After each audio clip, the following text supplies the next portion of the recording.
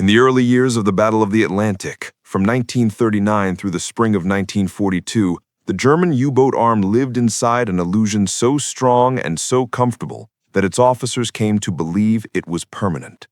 The ocean was vast, the night was protective, Allied patrols were thin, and the surface of the Atlantic, cold, dark, and endless, belonged entirely to them. Their steel Predators, Type 7s and Type 9s, spent the majority of their operational time not submerged, but running fast and free on the surface, where their diesel engines could breathe and their batteries could recharge. To the men of the U-Boot-Waffe, the surface was life. It was speed, it was mobility, and in those early years, it was safety. They called it the happy time. Convoys burned under moonlight. Allied merchantmen died by the dozens in one-sided hunts, and Admiral Karl Dönitz believed he was witnessing the beginning of Germany's decisive naval victory. In those days, a U-boat crew could surface in the middle of the night, scan the horizon with binoculars, and know with near certainty that nothing, no destroyer, no aircraft could find them unless they were catastrophically unlucky. Darkness was impenetrable. Radar was primitive, and Allied aircraft could not operate far enough into the mid-Atlantic to threaten them. A U-boat on the surface at night was almost untouchable. Its silhouette vanished into the blackness. Its watch crew could spot a ship's funnel smoke miles away, long before any enemy could see them. Their engines could drive them at 17 knots, faster than they could ever move underwater. A submerged U-boat was slow and almost blind, doomed to 3 or 4 knots and a few hours of battery life. So they stayed on the surface whenever possible, slipping through waves like ghostly predators. This doctrine was not reckless, it was rational. German submarines were designed for it. Their conning towers were narrow and hard to spot. Their diesel engines were powerful. Their tactics, night surface attacks, coordinated wolf packs guided by encrypted radio messages, were engineered for surface-running warfare. When U-boats attacked convoys in 1940-1941, they often did so brazenly from the surface, weaving between merchantmen, firing torpedoes at point-blank range, and disappearing into the night without ever diving. Convoy escorts lacked radar sensitive enough to find them. In the mid-Atlantic Black Pit, beyond range of British land-based aircraft, U-boats roamed freely and slaughtered shipping at industrial scale. Crews began to believe they were invincible. They carved tallies of sunken ships into wood panels inside their control rooms. They posed for photographs on conning towers under moonlight. They returned to French bases in Lorient and Saint-Nazaire as conquering heroes. German propaganda fed the illusion. Newsreels showed white-capped waves battering proud U-boat bows as sailors smoked on deck. Dönitz promised that 300 operational submarines would strangle Britain into submission. Allied countermeasures seemed clumsy, slow, and outdated. In 1941, U-boats sank merchant ships faster than the Allies could build them. And so the myth grew that the Atlantic was too big, too dark, too chaotic for any enemy technology to penetrate. Yet beneath that illusion, subtle cracks were forming. Allied scientists were experimenting with new radar wavelengths. The Royal Navy was testing HFDF sets to triangulate U-boat radio transmissions. American engineers were beginning to understand how microwave radar, still in its infancy, could detect even the small metallic signature of a submarine's conning tower. But to U-boat crews living inside the early war bubble of success, these developments were invisible. They believed their world would remain the same, the ocean as a cloak, the night as their fortress, the surface as their natural domain. Throughout 1941 and into early 1942, nothing challenged that belief. In fact, it seemed reinforced. When Germany began attacking American coastal shipping after the U.S. entered the war, they experienced a second happy time. The American coast was poorly defended. Tankers burned off Cape Hatteras like floating torches. The United States had not yet implemented coastal blackouts. Ships sailed with lights on. Escorts were scarce. To the U-boat crews, it felt like confirmation that their tactics would carry them to victory. But the truth was already shifting. Slowly, quietly, methodically, the Allies were building a weapon that would overturn everything the U-boats believed about the ocean and their place in it. Not a new destroyer, not a new depth charge, not a new convoy formation. A sensor. A machine that could see through the night, through fog, through storms, through the very darkness the U-boats relied upon. By late 1942, American laboratories and British research teams had perfected centimetric radar, sets that operated on frequencies so short and so precise that a submarine's periscope or conning tower would light up on a radar screen like a flare against black water. And once this technology reached the long-range aircraft of the U.S. Navy and U.S. Army Air Forces, B-24 Liberators, B-25 Mitchells, and PB-4Y-1 patrol bombers, the Atlantic began to change in ways U-boat crews could scarcely imagine. They didn't know it yet. They still surfaced at night confidently, binoculars scanning empty horizons. They still believed the darkness would protect them.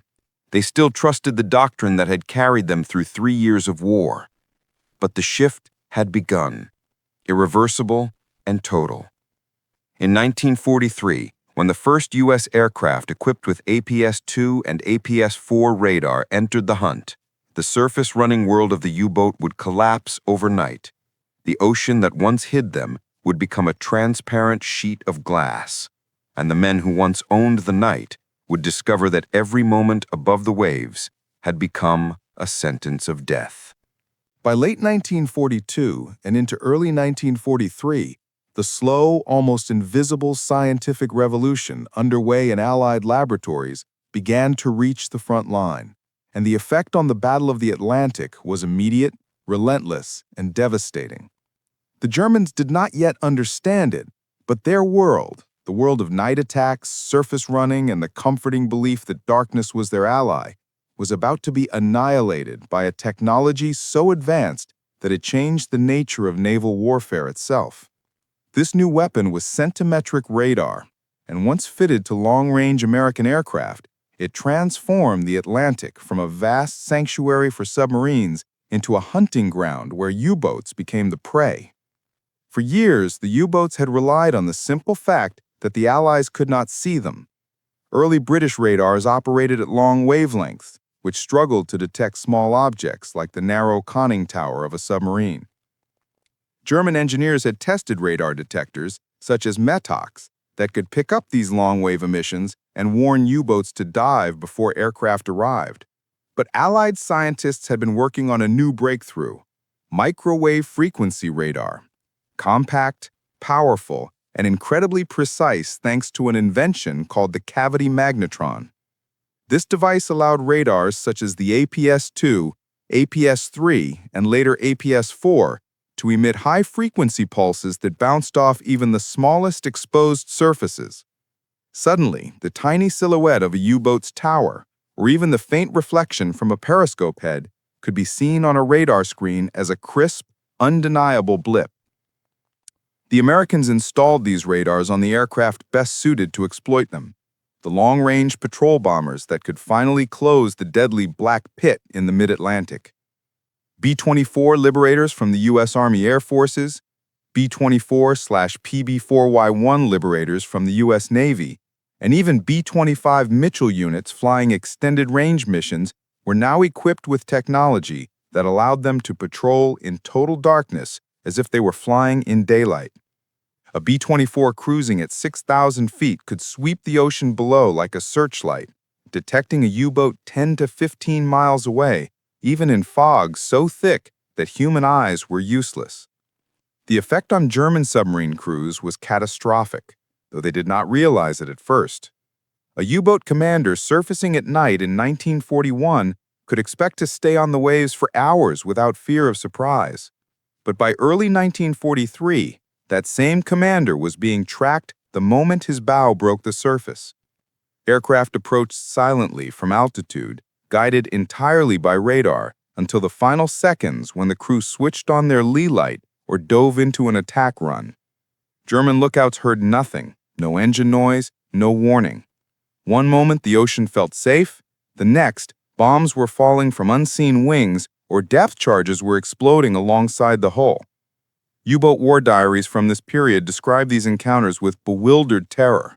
One captain wrote, "Attacked out of total darkness, no visual contact. Radar must be guiding them." Another noted, "We surfaced into a trap. The aircraft was already diving before we heard it." For the Allies, radar was more than a detection tool. It was the core of a new integrated anti-submarine strategy. Aircraft equipped with APS series radars patrolled previously unreachable regions from Iceland, Northern Ireland, Newfoundland, and the Azores. Escort carriers such as USS Bogue, USS Card, and USS Croatan extended radar hunting far beyond the range of land-based planes, launching radar-equipped Avengers and Wildcats that could seek out U-boats in storm, fog, or night. The Germans, believing they still controlled the mid-ocean gap, suddenly found it completely covered by American air power. The most brutal part of this shift was that German technology could not counter it.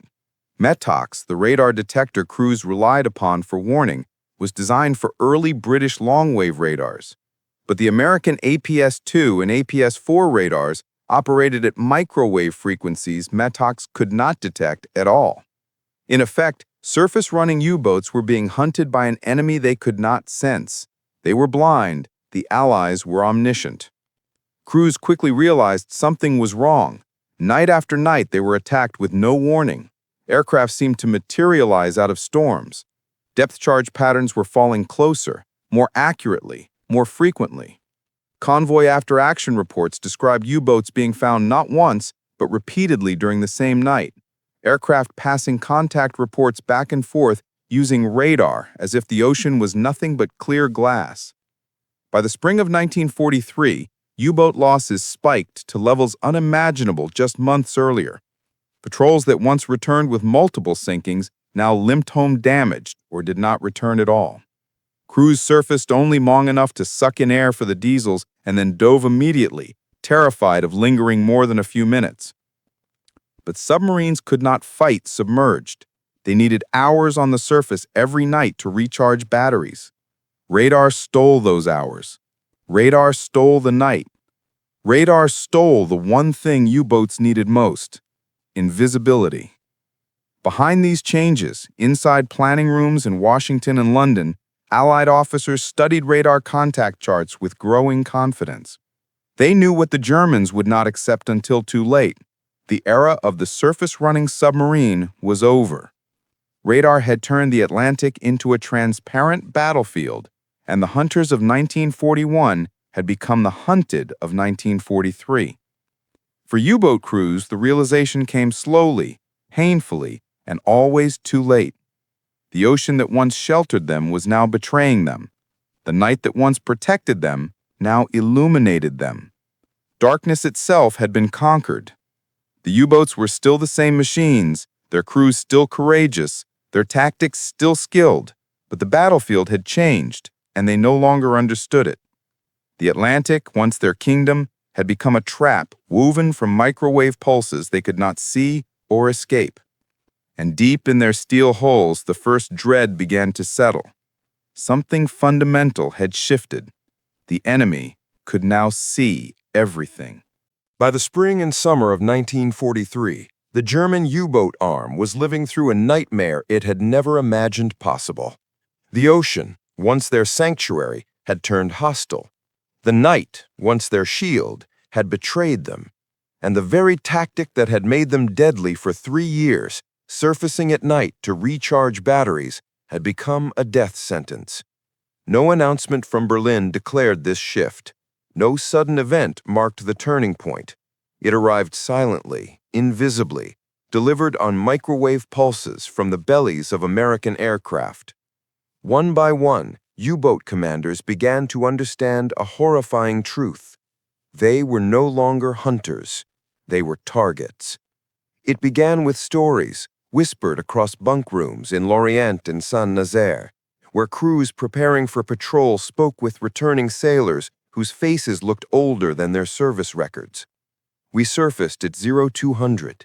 Aircraft attacked before lookouts even spotted them. Metox gave no warning. They see us in total darkness. At first, these accounts were dismissed as bad luck, an unlucky patrol, a bold Allied pilot, a fortunate guess. But as spring turned into early summer, the stories multiplied. Boats were being attacked in the mid-Atlantic, in fog, in storms, at night, precisely the conditions that once guaranteed survival. German logs from U-Boat Command, BDU, show a chilling pattern. Boats reported being forced underwater 5, 6, even 10 times per night, each time after surfacing for only minutes. Crews barely had time to run their diesels before radar-equipped B-24 Liberators or PB-4Y-1 patrol bombers descended out of nowhere, guided entirely by APS-series airborne radar. There was no time to fire anti-aircraft guns, no time to maneuver, no time to react. The ocean had become a spotlight. Even U-boats operating in the notorious Black Pit, the mid-ocean gap once beyond the reach of Allied aircraft, found themselves ambushed. This was the most terrifying change of all. In 1941-42, the Black Pit was the U-boat paradise, a region where convoys crossed without air cover. But by mid-1943, American long-range liberators from Newfoundland, Iceland, and the Azores had sealed it off entirely. The last sanctuary was gone. The gap was closed. U-boat commanders began altering their routines. Some tried surfacing only during heavy weather, believing storms would shield them. But radar saw through rain and cloud with equal clarity. Others attempted crash recharges, surfacing for 15 or 20 minutes at a time, only to be caught anyway. Aircraft could sweep dozens of miles of ocean in minutes. Submarines could not outrun them. The psychological toll was immense. German lookouts once stood proudly on the conning tower, scanning the horizon with binoculars. By 1943, they climbed the ladder with dread, knowing their lives depended on spotting an aircraft faster than a machine designed precisely to defeat human eyesight. They rarely succeeded. Radar-equipped aircraft did not need moonlight or visibility. They needed only a blip on a screen. Crewmen began sleeping in short, broken rotations, constantly being jolted awake by crash dive alarms. Diesel mechanics cursed as batteries sat half-charged. Radio men feared sending even short encrypted messages because Allied HFDF, high-frequency direction finding stations, triangulated them instantly. The U-boats were being hunted by mathematics. The attacks grew so frequent that captains wrote desperate entries in their KTB, war diaries. One U-boat reported 16 air attacks in 36 hours. Another recorded being forced to dive 7 times in one night without completing a single recharge cycle. Again and again, commanders reported the same phrase, attacked without visual detection. That phrase became the death knell of the German surface-running doctrine. In May 1943, U-boat losses spiked catastrophically. 41 submarines sunk in a single month, the worst in Kriegsmarine history. It was a massacre. Boats disappeared with all hands. Patrol lines collapsed. Wolf packs dissolved as damaged submarines limped home or simply never returned. Inside U-Boat Command headquarters in Paris, Admiral Dönitz stared at operational maps filled with red X's marking destroyed boats. For years, he believed that victory required only building more submarines. But now those submarines were dying faster than he could replace them. Radar had rewritten the rules of the ocean. And in the control rooms of U-boats still at sea, that realization spread like a crushing weight. Crews felt it in every crash dive, every moment of silence broken by distant aircraft engines, every hour spent submerged in stale air because surfacing meant death. They understood now what Dönitz had begun to fear.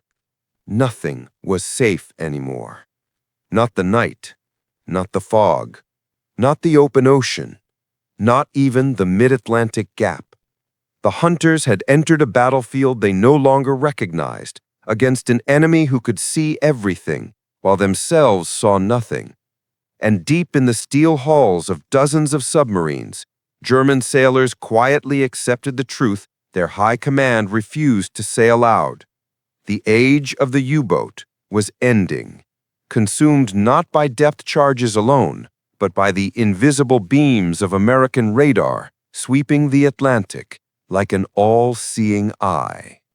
By late 1943, German U-boat crews lived in a state of unbroken terror every time the order came to surface. What had once been the safest and most natural part of their routine, rising into the night to breathe fresh air, recharge batteries, and regain speed, had become a moment of pure vulnerability. The instant the conning tower broke the surface, the submarine was exposed, naked, and outlined by an invisible spotlight cast by the American radars sweeping endlessly above the Atlantic. The men could not see it. They had no device capable of detecting it. But the American APS-2, APS-3, and APS-4 radar sets saw them with flawless precision, and the result was a nightly slaughter unlike anything the U-boat WAF had ever imagined. A U-boat might surface into smooth, moonlit darkness, with no sound but waves brushing the hull. The watch crew would scan the horizon, satisfied that no aircraft were visible. But at that very moment, somewhere 10 miles away and thousands of feet above, a U.S. Navy PB-4Y-1 patrol bomber would already be turning toward them. The radar operator would watch a tiny blip appear on his scope, confirm it was moving at the speed of a surfaced submarine, and speak calmly into his intercom. Contact, bearing 210, range 12 miles, commencing attack run. The U-boat would never know. The plane would throttle up, descending into the darkness with all lights off, engines masked by distance until the final seconds, and then, often without a single visual cue to the German side, depth charges or homing bombs would explode in a cascade of white fire, lighting the sky behind them. Many U-boats never completed their first recharge cycle. This was the horror of 1943 to 1944. The Germans tried desperately to adapt. They deployed Metox, a crude radar detector that worked against long-wave British sets. But American centimetric radar, operating at a wavelength of around 10 centimeters, was completely undetectable. Metox remained silent even as death was minutes away. Later detectors like Naxos helped slightly, but APS-4 radar still outranged them, and aircraft closed the gap far too quickly. For many U-boat crews, the psychological break came when they realized they were being attacked even in heavy weather. Waves crashed over the bow, spray drenched the watch crew, visibility dropped to zero, yet aircraft were still finding them. In earlier years, storms had been a refuge, but radar cared nothing for sea states. It saw through rain, it saw through cloud, it saw through fog. It saw everything. Records from the spring of 1944 are filled with chilling entries. Surfaced at 00200, aircraft attacked immediately, dove, batteries at 18%. Unable to recharge, 2 attacks within 25 minutes. Metox silent, must assume enemy has new radar. Crew exhausted, no safe time to surface. The numbers tell the story. In 1943 alone, 242 U-boats were destroyed, the highest yearly total of the entire war. Many were lost without ever sighting the enemy that killed them. And the worst part was yet to come. American escort carriers, CVEs, like USS Bogey, USS Card, USS Croton, USS Core, USS Block Island, joined the hunt. These small, fast carriers launched radar-equipped Avengers and Wildcats that could strike hundreds of miles from the convoy. Now the mid-Atlantic was not only covered by land-based B-24s, it was carpeted by carrier planes operating day and night. A surfaced U-boat in 1944 lived, on average, 20 minutes before detection. Some crews tried to fight back. They installed additional anti-aircraft guns on their decks and attempted to hold off attackers long enough to crash dive. but aviation ordnance had advanced too quickly. American pilots now dropped FIDO homing torpedoes, acoustic killers that chased U-boats underwater. There was no escape from radar above or torpedoes below. The situation became so desperate that German engineers rushed the Snorkel into service, allowing U-boats to run diesels while submerged. But it arrived too late, and early models were unreliable, prone to breaking, sucking water into engines, or forcing crews to endure suffocating air quality. Worse, radar could still catch them when the Snorkel mast briefly poked above the surface. Every technological solution Germany offered was outpaced by Allied innovation. Every tactic they tried collapsed under the relentless truth that radar had erased the boundary between night and day. Veterans of the U-boat fleet later described this period in stark, haunted language. One watch officer recalled, "We surfaced and died. That was the truth." Another said, "The Atlantic belonged to them. We were only visitors." Dozens of memoirs echo the same revelation. The ocean no longer offered concealment. Every ripple of water, every faint metal echo, every break of the surface was visible to an enemy who had mastered the electromagnetic spectrum. To U-boat crews, it felt like supernatural omniscience. They called it the devil's eye, the ghost lamp, the Allied sixth sense. In reality, it was mathematics, pulses of high-frequency radar bouncing off their steel hulls, returning to glowing cathode ray screens in the belly of an American bomber. By late 1944, the conclusion within the U-boat fleet was unavoidable. Their world was shrinking, collapsing around them, killing them every time they tried to breathe. The night that had once made them predators was now a transparent killing field ruled entirely by the enemy. And every time a captain gave the order to surface, his men wondered if this would be the moment an aircraft that nobody had seen, nobody had heard, and nobody could detect would appear above them and end their patrol in fire. The slaughter continued. The fear grew. And deep inside their steel coffins, German sailors began to whisper the truth they had tried to ignore. Radar made the ocean see-through. There was no hiding anymore. By the beginning of 1944, the Battle of the Atlantic had entered a phase so lopsided, so technologically one-sided, that every German U-boat crew understood the truth long before Berlin admitted it. The war beneath the waves was lost. What destroyed the U-boats was not a single weapon, not a single battle, not even a single breakthrough. It was the convergence of three forces that transformed the ocean into a transparent battlefield. Long-range American aircraft carrying centimetric radar, escort carriers prowling the Atlantic with relentless air patrols, and a fully coordinated detection network of HFDF radio triangulation, improved sonar, and radar-linked convoy escorts. Together, they crushed the U-boat arm so completely that Admiral Dönitz, its architect, later described the period as the death of my force. By 1944, radar-equipped B-24s flew from Newfoundland, the Azores, Iceland, Northern Ireland, and even from escort carriers operating deep in the mid-Atlantic, eliminating the air gap that U-boats once exploited. Every inch of ocean was now within striking distance of an aircraft whose radar could detect a sub from miles away. German captains reported surfacing only to be driven down again within minutes. If a boat lingered too long on the surface, a Liberator or PB-4Y1 would already be diving toward it. If it tried to escape underwater, the oxygen-starved crew could not outrun aerial radar, working in perfect cooperation with destroyers equipped with new sonar and faster depth charges. The escort carriers were the final nail in the coffin. Ships like USS Bogue, USS Card, USS Block Island, USS Croatan, USS Guadalcanal created mobile airfields that moved with the convoys, launching radar-equipped Avengers and Wildcats that could hunt continuously, day and night. These CVEs erased the U-boat's final refuge, mobility. No matter where a U-boat surfaced, a carrier might be close enough to launch an aircraft in minutes. In May 1943, escort carriers and their hunter-killer groups destroyed so many U-boats that Dönitz withdrew the entire fleet from the North Atlantic for the first time in the war. But when the boats returned, the situation was even worse.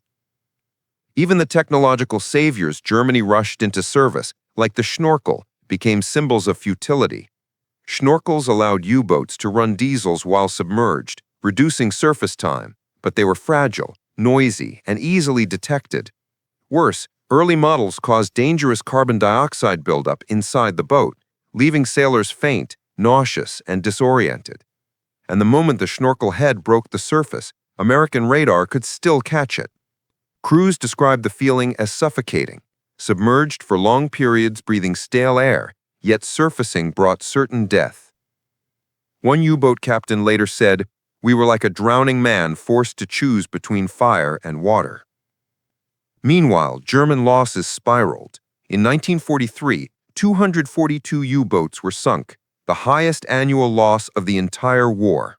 In 1944 and 1945, the rate grew even worse relative to the number of boats still operational. Young captains left Saint-Nazaire or Lorient, knowing that their chances of returning were slim. Veterans who had survived the early happy times understood that the era was over forever. The ocean no longer belonged to them. It belonged to machines that could sense them before they sensed anything. Inside U-boat wardrooms, the mood changed from pride to fatalism. Officers who once boasted of tonnage sunk now whispered about radar sightings, surprise air attacks, and the impossibility of their mission. Sailors described the air of dread whenever the captain gave the order to surface. Men climbed the conning tower ladder with shaking hands. The instant the hatch opened, they braced, not for wind or salt spray, but for the sudden, searing brightness of bombs falling from a plane none of them had seen. Logbooks captured the collapse of an entire strategy. Entries recorded batteries failing because recharging was impossible. Men collapsing from exhaustion during crash dives. Boats forced to abandon attacks halfway through because constant air harassment made torpedo approaches suicidal. Many logs contain a simple phrase repeated over and over, "Hunted from the moment we surfaced." By early 1945, even Dönitz was forced to admit privately that the U-boat Waffe had no path to victory. In March 1945, he wrote that Allied air radar had created a steel net across the Atlantic, and that every emerging submarine was instantly revealed. The phrase U-boat crews used was even more haunting. The Atlantic is a glass window. They meant it literally. The Americans could see everything. No wave, no cloud, no fog, no moonless night could hide them anymore. Allied radar had turned the ocean into a transparent map filled with sharp, bright targets, and the U-boats were the brightest of all. As the final months of the war unfolded, the U-boat force existed mostly on paper. Newer Type 21 submarines, which might have changed the balance, arrived too late. The surviving boats spent most of their time submerged, not hunting, but hiding, waiting for an end everyone knew was coming. When Germany finally surrendered in May 1945, dozens of U-boats emerged from the depths to surrender at sea. Their flags were tattered, their crews ghostlight, their fuel nearly gone, their mission long since impossible.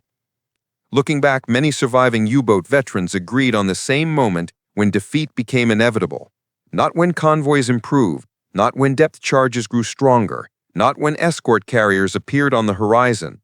It was the moment American radar entered the Atlantic in force. The moment the night turned against them. The moment every surface run became a gamble against an enemy they could not see, hear, or detect. That was when the U-boat war died, quietly, invisibly, mathematically, beneath pulses of radar energy sweeping across waves like an all-seeing eye.